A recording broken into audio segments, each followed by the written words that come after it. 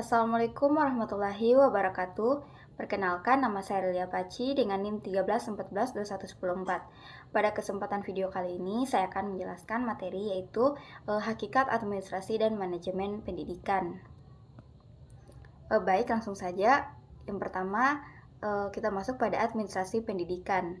Administrasi dalam arti sempit diambil dari istilah dalam bahasa Belanda administrasi yang berarti setiap penyusunan keterangan-keterangan secara sistematis dan pencatatannya secara tertulis dengan maksud untuk memperoleh suatu ikhtisar mengenai keterangan-keterangan itu dalam keseluruhan dan dalam hubungan satu sama lain.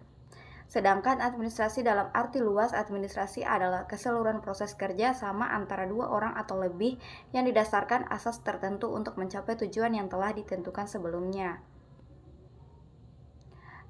Kemudian ada pengertian dari administrasi pendidikan. Administrasi pendidikan pada dasarnya adalah suatu media untuk mencapai tujuan pendidikan secara produktif, yaitu efektif dan efisien. Efektif tidaknya kegiatan administrasi dapat dilihat yang pertama ada masukan yang merata, yang kedua keluaran yang banyak dan bermutu tinggi, yang ketiga ilmu dan keluaran yang gayut dengan kebutuhan masyarakat yang sedang membangun, dan yang keempat ada pendapatan tamatan atau luaran yang memadai.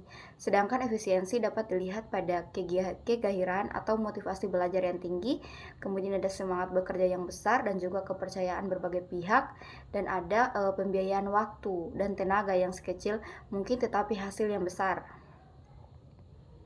Kemudian ada fungsi dari administrasi pendidikan. Fungsi administrasi pendidikan di sekolah yang pertama ada fungsi perencanaan yang mencakup berbagai kegiatan seperti menentukan kebutuhan, diikuti dengan penentuan strategi, pencapaian tujuan, dan kemudian penentuan program guna melaksanakan strategi pencapaian tujuan tersebut. Kemudian yang kedua ada fungsi dari organisasi yang meliputi pengolahan personil, sarana prasarana, distribusi tugas, struktur yang berwujud sebagai suatu badan yang integral. Kemudian yang ketiga fungsi motivasi yang terutama meningkatkan efisiensi, proses, dan efektivitas hasil kerja. Yang keempat ada fungsi pengawasan, meliputi pengamatan proses pengolahan secara menyeluruh sehingga tercapailah hasil sesuai dengan apa yang telah direncanakan. Kemudian kita masuk yang kedua ada manajemen pendidikan.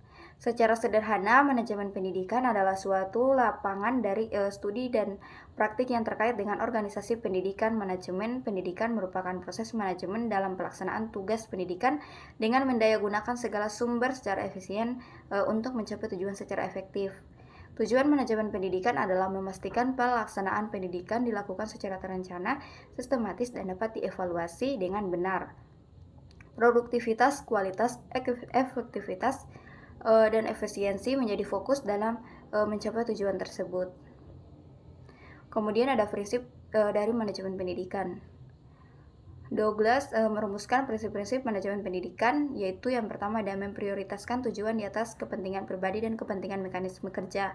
Yang kedua ada mengkoordinasikan wewenang dan tanggung jawab. Yang ketiga memberikan tanggung jawab pada personel sekolah, hendaknya sesuai dengan sifat-sifat dan kemampuannya.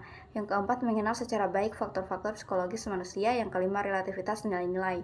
Prinsip ini memiliki esensi bahwa manajemen dalam ilmu dan praktiknya harus memperhatikan tujuan orang-orang, tugas-tugas, dan nilai-nilai. Kemudian yang ketiga kita masuk pada tantangan dan permasalahan. Jadi dalam praktik administrasi dan manajemen pendidikan terdapat beberapa tantangan dan permasalahan yang dapat diidentifikasi, antara lain ada keterbatasan sumber daya.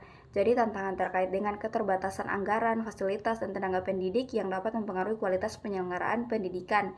Yang kedua ada perubahan kebijakan pendidikan. Tantangan terkait dengan perubahan kebijakan pendidikan yang dapat memerlukan adaptasi dan rekrutasi dalam sistem administrasi dan manajemen. Kemudian ada kesenjangan teknologi. Jadi permasalahan terkait dengan kesenjangan teknologi ini di berbagai lembaga pendidikan yang dapat mempengaruhi efisiensi dan efektivitas proses manajemen. Yang keempat ada kepemimpinan dan pengembangan SDM. Tantangan terkait dengan pengembangan kepemimpinan yang efektif dan pengelolaan pengembangan sumber daya manusia agar sesuai dengan perkembangan pendidikan. Yang kelima ada dinamika sosial dan kultural. Permasalahan terkait dengan dinamika sosial dan kultural masyarakat yang dapat mempengaruhi implementasi kebijakan pendidikan dan integrasi di lingkungan pendidikan.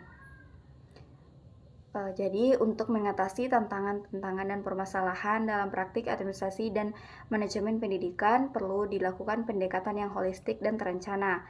Contohnya seperti keterbatasan sumber daya dapat diatasi dengan optimalisasi penggunaan dana, pemilihan prioritas yang jelas, dan peningkatan kolaborasi dengan pihak eksternal seperti pemerintah, dunia usaha, dan komunitas lokal. Baik, sekian penjelasan atau pemaparan materi dari saya. Terima kasih atas perhatiannya. Lebih dan kurangnya saya mohon maaf. Wabillahi taufiq wal hidayah. Wassalamualaikum warahmatullahi wabarakatuh.